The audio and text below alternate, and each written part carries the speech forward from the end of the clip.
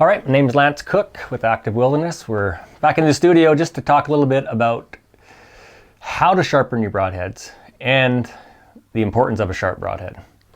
So this is a fixed blade, it's a Montec actually. I've used these, I super like the way they fly.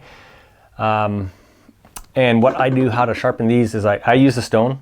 So we've got a stone, flat file, in the field. The 3-blade Montec, I guess any 3-blade, I use a stone.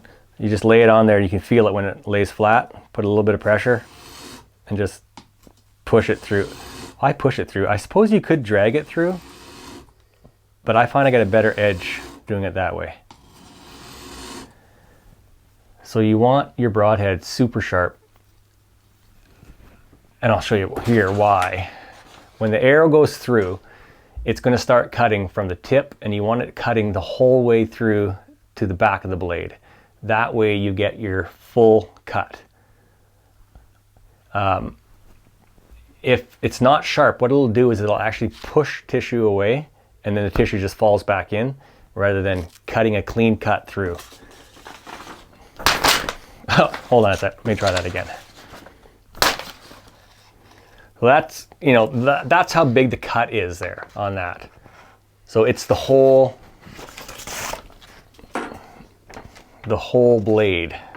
So you've got a hole that big essentially through the animal. So sharp blade from tip to heel. All right, so the next one is so my traditional archery. But I suppose you could shoot this through your compound bow as well. But so we use a flat file on the fishing boats for our processing knives, because it's quick and it's easy and it puts a sharp edge. So I actually saw Shane from the Bone Maniacs, or I think he is the Bone Maniac. He did a little video about using a flat file on his traditional broadheads. So I do a couple that way, a couple this way, so it goes back and forth, and like Shane said, it creates a bit of a burr on there, and you want the burr. It cuts well. Actually, check out his stuff. He shot a bison sharpening his broadheads this way. And I forget what it was, but he used a lot less arrows than most people, so it worked for him. So again, you want it sharp from tip to heel. So let's see what we got here. We go through paper. So that's the one thing I don't like about 2-blade. I mean, the wound could close up like that, but I'm gonna have to put my finger there so to show you that I got a full cut on that. But you can see with the 3-blade, like you end up with a hole. So there is that to think about. And we also have the expandables. I actually used to really like these expandables, but there's really no way to know that it's opened up through an animal. So I got a cardboard box. What did we get? Yeah, see, well, you can see the blade. So I pushed it through this cardboard box. I got hardly any cut on this side and one cut on that side. So only one blade. Wow, I've actually never tested that before. That's disappointing.